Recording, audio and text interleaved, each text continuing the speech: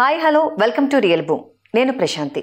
ఈరోజు నాతో పాటు అట్లూరి ప్రాపర్టీ కన్సల్టెంట్స్ శ్రీనివాస్ గారు ఉన్నారు. వారితో మాట్లాడి ప్రెజెంట్ రియల్ ఎస్టేట్ మార్కెట్ ఎలా ఉంది, అప్ అండ్ డౌన్స్ ఎలా ఉన్నాయి, ఈ విషయాలన్నీ తెలుసుకుందాం. నమస్తే సార్. నమస్తే అమ్మ. ఎలా ఉన్నారు సార్? బాగున్నానమ్మా, థ్యాంక్ యూ సార్. యాక్చువల్గా ఇయర్ మనం తీసుకున్నట్లయితే ఆఫ్టర్ ఎలక్షన్ జనరల్గా ఏంటి అంటే ఒక 3 months అప్ అండ్ డౌన్స్ ఉంటుంది. కానీ ఇయర్ మొత్తం కూడా రియల్ ఎస్టేట్ కొంచెం డౌన్గా ఉందని చెప్పి ఒక టాక్ అయితే నడిచింది. సో అసలు 2025లో రియల్ ఎస్టేట్ ఎలా ఉండబోతోంది, అసలు ఇయర్ ఎలా ఉంది, ఒకసారి మా ప్రేక్షకులకు చెప్తారా? డెఫినెట్గా అండి. బై ది వే, మీరు చెప్పినట్లుగా నా పేరు శ్రీనివాస్ రెడ్డి అట్లూరి. మా కంపెనీ పేరు వచ్చేసి Atluri property consultants private limited. నేను గత 6 సంవత్సరాల నుంచి నేను రియల్ ఎస్టేట్లోనే ఉన్నాను. కానీ ఈ 2024లో కొన్ని ఒడిదుడుకులు అయితే వచ్చినాయమ్మ. కొన్ని అంటే ఎలక్షన్స్ వల్ల కావచ్చు, కొత్త పార్టీ రూలింగ్ అవ్వడం వల్ల కావచ్చు. జనరల్గా ఏంటంటే ఇట్లా ఎలక్షన్స్ జరిగినప్పుడు కొంచెం అయితే డౌన్ ఫాల్ ఉంటుంటుంది ఒక 2-3 months. కానీ సర్ప్రైజింగ్లీ ఏంటంటే కొంచెం ఎక్కువ నడిచింది అనమాట ఈ ఇయర్ ఎస్పెషల్లీ. కానీ ఇప్పుడు మాత్రం ఒక నవంబర్, డిసెంబర్ ఈ లాస్ట్ 2 months నుంచి మొత్తం సెట్ అయిపోయింది. అన్ని కూడా ఇష్యూస్ అన్ని కూడా సెటిల్ అయిపోయి ఇక్కడ కూడా హైదరాబాద్లో కూడా రియల్ ఎస్టేట్ అనేది కొంచెం మళ్ళీ స్టార్ట్ అయింది. మీరు అన్నట్లుగా ఏంటంటే ఇంతకుముందు కొంచెం డౌన్ఫాల్ ఉంది, లేదనట్లేదు. కానీ ఇప్పుడు మాత్రం చాలా కంఫర్టబుల్గా వెళ్తుంది. కొంచెం ఇక్కడ నుంచి ఇంకా రియల్ ఎస్టేట్ బూమ్ అనేది చాలా హైలో ఉండబోతుంది. ఎస్పెషల్లీ 2025లో అయితే మాత్రం ఇంకా అసలు హైదరాబాద్ రియల్ ఎస్టేట్కి మాత్రం ఇంకా అసలు తిరిగి అసలు ఇంకా చాలా ఫాస్ట్గా ఉంటుంది రియల్ ఎస్టేట్ అనేది గ్రో. ఎందుకంటే ఇన్ని రోజులు ఎట్లయితే ఆగిపోయి ఉన్నదో ఆ గ్రోత్ అంతా కూడా ఇప్పుడు రాబోతుంది అన్నమాట. సో అంటే రీజన్ ఏంటి? ఇప్పుడు ఎన్ఆర్ఐస్ ఏంటంటే డిసెంబర్కి వాళ్ళకి కొంచెం హాలిడే వెకేషన్లో వాళ్ళు వస్తూ ఉంటారు. దానివల్ల ఏమైనా రియల్ ఎస్టేట్ పెరుగుతుంది అంటారా? అది ఒకటే కాదండి రీజన్. సంక్రాంతి ఫెస్టివల్కి ఏంటంటే ఎక్కువ మంది ఎన్ఆర్ఐస్ కొంచెం మళ్ళీ ఇండియా విజిట్ చేసి వాళ్ళు అప్పటిదాకా ఏదైతే అక్యుములేట్ చేసుకున్నారో ఫండ్స్ అవి తీసుకొని వచ్చి మళ్ళీ ఎక్కడన్నా ఏది రియల్ ఎస్టేట్ ఎక్కడ బాగుంటుంది అనేది చూసి అక్కడ ఇన్వెస్ట్మెంట్ చేసి మళ్ళీ వెళ్తూనే ఉంటుంటారు. At the same time family visits ఇవన్నీ ఉంటూనే ఉంటుంటాయి. ఇది ఒకటి రీజను. దీనితో పాటు ఏంటంటే ఇప్పటిదాకా ఎవరైతే ఇన్వెస్టర్స్ కానివ్వండి, లేకపోతే ఎండ్ యూజర్స్ కానివ్వండి, వీళ్ళు ఎవరైతే ఉన్నారో వాళ్ళంతా ఏంటంటే కొంచెం వెయిట్ అండ్ వాచ్ లాగా చూస్తున్నారు అనమాట. చూద్దాం అసలు ఏం జరుగుతుందో, కొత్త గవర్నమెంట్ వచ్చింది, డెవలప్మెంట్స్ అసలు ఎక్కడెక్కడ రాబోతున్నాయి చూద్దాం అసలుకి. ఇంకా కొంచెం డౌన్లోనే ఉంది కాబట్టి ఏమన్నా రేట్లు తగ్గుతాయేమోనని వెయిట్ చేయడం జరిగింది. కానీ ఇప్పుడు ఏం జరుగుతుందంటే అయిపోయింది ఆ వెయిటింగ్ పీరియడ్ అంతా కూడా అయిపోయింది. ఈ లాస్ట్ 2 months నుంచి నవంబర్ నుంచి కొంచెం విజిట్స్ కూడా పెరిగినాయి, ఎంక్వైరీస్ కూడా పెరిగినాయి. ఎక్కడెక్కడైతే బాగుంటుందని వస్తున్నారు, అడ్వాన్సెస్ ఇచ్చేసి అగ్రిమెంట్స్ చేసుకుంటున్నారు. సో ఇదంతా ట్రెండ్ ఇప్పుడు మళ్ళీ స్టార్ట్ అయింది. మనకి బిజినెస్ కూడా గ్రో అవుతుంది. 2025 ఇంకా ట్రెమెండస్ గా ఉండబోతుంది. ఇంతకుముందు ఎక్కడైతే ఆగిపోయి ఉన్నదో కొంచెం డౌన్ ఉందో అదంతా కూడా ఇప్పుడు రికవర్ అవుతుంది. ఇప్పుడు 100% రికవర్ అవుతుంది. అంటే ఎక్కువగా ఏ ఏరియాలో ఇన్వెస్ట్ చేయడానికి ఇంట్రెస్ట్ చూపిస్తున్నారు? అంటే నాట్ ఓన్లీ ఎన్ఆర్ఐస్, ఓవరాల్ గా ప్రెసెంట్ మార్కెట్లోని ఏ ఏరియాలో ఎక్కువగా ఇన్వెస్ట్ చేయడానికి ఇన్వెస్టర్స్ ఇంట్రెస్ట్ చూపిస్తున్నారు? ఇప్పుడు ఒకటి ఏంటంటే అండి, మన దగ్గర ఇన్వెస్టర్స్ వచ్చేసి 2-3 types ఉంటారండి. ఇన్వెస్ట్మెంట్ అనగానే ఇన్వెస్ట్మెంట్ ఈరోజు చేసి మనం ఒక 5 years 10 years ఆగాలి అని అనుకున్న వాళ్ళకి ఏంటంటే అఫ్కోర్స్ ఎక్కడైతే అప్కమింగ్ డెవలప్మెంట్ ఏరియాస్ ఏవైతే ఉన్నాయో సిటీ అవుట్స్కట్స్లో ఇక్కడ మనం వాళ్ళకి రిఫర్ చేస్తాము. లేదు నాకు ఇప్పుడు రెడీగానే వెంటనే నేను ఒక 150 గజాలు 200 గజాలు నేను స్థలం తీసుకొని ఇక్కడే నేను వెంటనే ఇల్లు కట్టుకొని నేను ఉండాలి అని అనుకున్న వాళ్ళకి కొంచెం హై బడ్జెట్ ఉంటుంది కాబట్టి వాళ్ళ బడ్జెట్ ప్రకారం సిటీలోనే మనం వాళ్ళకి అకామిడేట్ చేయడం జరుగుతుంది. ఇప్పుడు మనము కొద్దిగా లాంగ్ టర్మ్ ఇన్వెస్ట్మెంట్ కోసం చూసుకునే వాళ్ళని చూస్తే వాళ్ళకి ఏంటంటే మనం సిటీ అవుట్స్కట్స్లోనే మన శ్రీశైలం హైవే కానివ్వండి, లేకపోతే మన షాద్నగర్ ఏరియా కానివ్వండి, బెంగళూరు హైవే కానివ్వండి, లేకపోతే కొంచెం బడ్జెట్ ఉంది అనుకుంటే మన ముంబై హైవే కానివ్వండి, కొంచెం బడ్జెట్ తక్కువ ఉంది అనుకుంటే మన వరంగల్ హైవే కానివ్వండి, ఇవి సజెస్ట్ చేస్తాం మనం వాళ్ళకి. It depends on their waiting period అనమాట. లేదు నాకు కొంచెం టైం ఉంది అనుకుంటే కనుక కొంచెం ఎక్కడైతే రేట్ తక్కువ ఉంది, కొంచెం ఎక్కువ రిటర్న్స్ వచ్చే ఛాన్సెస్ ఉంటాయో అక్కడ మనం వాళ్ళకి సజెషన్స్ ఇస్తాము. లేదు నాకు అంత టైం లేదండి, నేను ఈ రోజు తీసేసుకొని నేను జస్ట్ ఒక 1-2 yearsలోనే నేను ఇల్లు కట్టుకోవాలి అని అనుకున్న వాళ్ళకి ఏంటంటే మనము విత్ ఇన్ ద సిటీలోనే మనం వాళ్ళకి అకామిడేట్ చేస్తాము. ఓకే. సో ఇట్లా ఇంత లాంగ్ పీరియడ్ కాకుండా చాలా మంది ఇన్వెస్టర్స్ ఈ మధ్య ఏంటి అంటే రెంటల్ పర్పస్ అడుగుతున్నారు కదా, ROI. అంటే మేము వెయిట్ చేసి అన్ని ఇయర్స్ వెయిట్ చేసి అప్పుడు నిజంగా ప్రాఫిట్ వస్తుందో లేదో, మార్కెట్ ఎలా ఉంటుందో ఏంటో అనే డౌట్ అయితే చాలా మందికి క్రియేట్ అవుతుంటుంది. సో వాళ్ళందరూ ఏంటి అంటే ఇప్పుడు ఒక ఫ్లాట్ తీసుకుంటే వాళ్ళకి ఏంటి అంటే మంత్లీ రెంట్ లాగా అట్లా వస్తూ ఉంటుంది, కానీ ఫ్లాట్ మీద పెడితే అట్లా ఉండదు కదా, అలాంటి వాళ్ళకి ఏంటి సజెషన్స్? వెరీ గుడ్ అండి. ఇప్పుడు చాలా మంది కూడా ఇన్వెస్ట్మెంట్ చేసిన తర్వాత కూడా మీరు అన్నట్లుగా ఏంటంటే లాంగ్ టర్మ్ ఇన్వెస్ట్మెంట్ చేసి ఆగి అంత టైం కూడా కొంతమంది తీసుకుంటున్నారు, కొంతమంది తీసుకోవట్లేదు.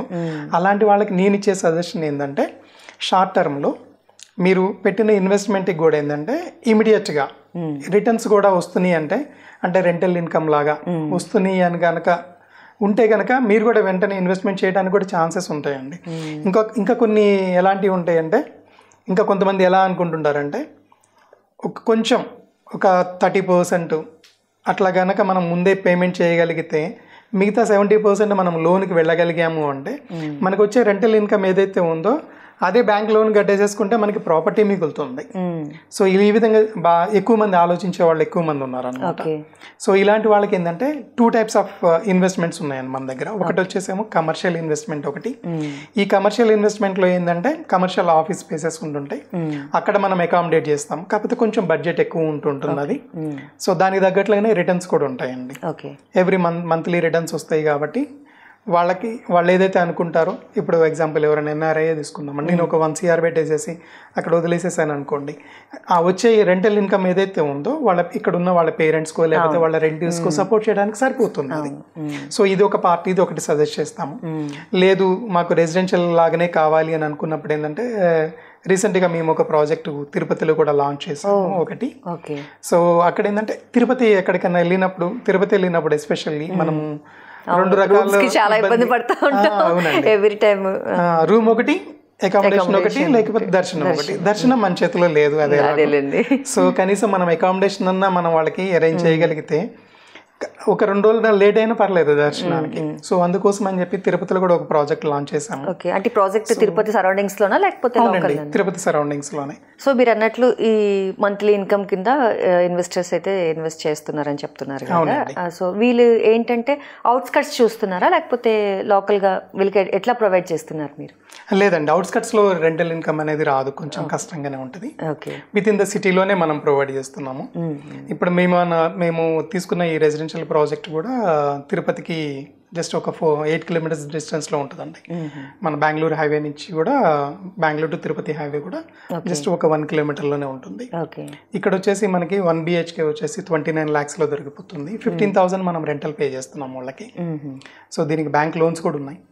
వాళ్ళు కనుక ఒక 30-35% కనుక వాళ్ళు పే చేయగలిగితే సో మిగతా అమౌంట్ ఏదైతే ఉందో బ్యాంక్ ప్రొవైడ్ చేస్తుంది. సో దానికి ఈఎంఐ వచ్చేసి ఒక 18,000 అట్లా ఉంటుంది. మనం ఒక 15,000 ఇస్తున్నాం కాబట్టి రెంటల్ అగ్రిమెంటే చేస్తున్నాం ఇది. సో అందువల్ల ఏమవుతుంది, డైరెక్ట్గా వాళ్ళు ఆ అమౌంట్ ఏదైతే మనం ఇచ్చే రెంటల్ ఇన్కమ్ లేదండి, 1 BHK ఉన్నాయి, 2 BHK ఉన్నాయి, 3 BHK. 699 SFT 1 BHKకి ఇస్తున్నాం. 2 BHK ఉన్నాయి, 3 BHKs ఉన్నాయి. సో వీటిల్లో వాళ్ళ బడ్జెట్ని పట్టేసేసి ఇస్తున్నాము. అట్ ది సేమ్ టైం ఏంటంటే ఆ ఫ్లాట్ ఓనర్కి కూడా ఒక నెక్స్ట్ 10 days ఒక ఇయర్లో వచ్చి వాళ్ళు కూడా హ్యాపీగా అక్కడ ఉండేసి వెళ్ళొచ్చు. వాళ్ళ సొంత ఫ్లాట్లో ఉన్న ఫీలింగ్ కూడా వస్తుంది. ఎప్పుడైనా తిరుపతి వచ్చినప్పుడు అకామిడేషన్కి ఇంకా అసలు వాళ్ళు ఇబ్బంది పడాల్సిన పనే ఉండదు, హ్యాపీగా రావచ్చు. వాళ్ళు అక్కడ స్టే చేస్తారు, చేసిన తర్వాత దర్శనానికి చూసుకొని మళ్ళీ రిటర్న్ వచ్చేస్తారు. వాళ్ళు కావాలంటే వాళ్ళు కానీ, లేకపోతే వాళ్ళ తరపున ఎవరన్నా వాళ్ళ రిలేటివ్స్ కానీ, ఇట్లాగా మనం ఇయర్కి 10 days వాళ్ళకి ఫ్రీగా మనం అది అకామిడేషన్ ప్రొవైడ్ చేస్తున్నాం.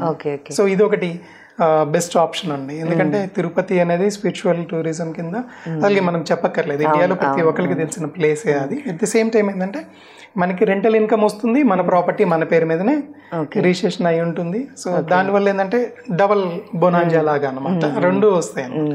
కొద్దిగా మనం ఒక 30-35% వరకు మనం డౌన్ పేమెంట్ కనుక పే చేసుకోగలిగితే ఈ రెంటల్ వచ్చే ఇన్కమ్తోనే మనం ఈఎంఐ పే చేసుకోగలుగుతాం, ఫ్లాట్ ఫ్రీ అయిపోతుంది.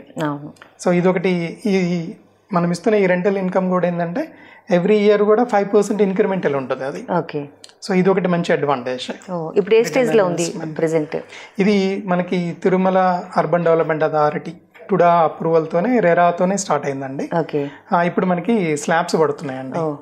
So almost hand over time వచ్చేసి ఒక 6-7 months అంతేనండి, ఒక 1 year అండి మాక్సిమం. Okay okay okay. మొత్తం రెడీ అయిపోతుంది అండి. అంటే చాలా మందికి ఇంకొక డౌట్ కూడా ఉంటుంది, అంటే వాళ్ళు ఎక్కడో ఉంటారు కదా, సో మీకు వన్స్ మీరు ఫ్లాట్ సేల్ చేసిన తర్వాత సో దాన్ని మీరు ఏమైనా అంటే మీరే రెంటల్ పర్పస్ ఇచ్చేసి వాళ్ళకి సమ్ అమౌంట్ అట్లా ఏమైనా ఛాన్సెస్ ఉంటాయా, లేకపోతే వాళ్ళే కంప్లీట్గా బయట ఇచ్చుకోవచ్చా? లేదండి, వాళ్ళ దగ్గర నుంచి మనం రెంటల్ అగ్రిమెంట్ మేమే రెంటల్ అగ్రిమెంట్ రాసి ఇచ్చేస్తాం. వాళ్ళు మనకి ఓనర్ మనకి రెంటల్ అగ్రిమెంట్ ఇచ్చేస్తాం. సో ఇవ్వబట్టే మనం అంత కాన్ఫిడెంట్ గా చెప్పగలుగుతాం. ఈవెన్ ఆక్యుపెన్సీతో కూడా వాళ్ళకి అసలు సంబంధం లేదు. బయట ఏంటంటే కొద్దిగా ఆక్యుపెన్సీ ఉంటేనే ఇస్తాము లేకపోతే లేదన్నట్లుగా ఉంటుంది. అదేం కాదండి, వాళ్ళ ఫ్లాట్ ఇప్పుడు మనం రెంట్కి తీసుకుంటున్నాం అంతే. సో రెంటల్ అగ్రిమెంట్ ఉంటది కాబట్టి వాళ్ళు భయపడాల్సిన పని ఏం లేదండి ఎక్కడున్నా కానీ. అదేలేండి, వాళ్ళ అమౌంట్ ఏదైతే డైరెక్ట్ వాళ్ళ బ్యాంక్ అకౌంట్ కి వెళ్ళిపోతుంది అండి రెంటల్ ఏదైతే ఉందో. సో వాళ్ళు కావాలనుకున్న ఈఎంఐకి ఒక 3-4 days టైం పెట్టుకున్నారు అంటే సేమ్ అదే బ్యాంక్ అకౌంట్ లో అమౌంట్ ఉంటుంది. ఆ ఈఎంఐ కూడా ఒక 2-3 days తర్వాత వస్తుంది, కట్ అయ్యి వెళ్ళిపోతుంటుంది. వాళ్ళకి కూడా ప్రాబ్లం ఉండదు, ఎక్కడున్నా ప్రాబ్లం లేదండి. ఈవెన్ ఎన్ఆర్ఐ కస్టమర్ అయినా పర్వాలేదు, ఇండియాలో ఎక్కడున్నా కానీ ఇబ్బంది ఉండదండి. రియల్ భూమి ప్రేక్షకులకు ఇప్పటిదాకా నా వీడియోస్ని ఆదరించినందుకు ఇంకా కొత్త ఇన్ఫర్మేషన్తో మీ ముందుకు వస్తాను. మీకు ఇంకా ఎటువంటి డౌట్స్ ఏమన్నా ఉన్నా కానీ నన్ను హ్యాపీగా కాంటాక్ట్ చేయొచ్చు. నా వెబ్సైట్ వచ్చేసి atluriproperties.com. నా మొబైల్ నెంబర్ వచ్చేసి 9568259999. మీకు ఎటువంటి డౌట్స్ ఉన్నా కానీ నన్ను కాంటాక్ట్ చేయండి, నేను మీకు సర్వీస్ ఇవ్వడానికి నేను రెడీగా ఉన్నాను. థ్యాంక్ యూ వెరీ మచ్ అండి.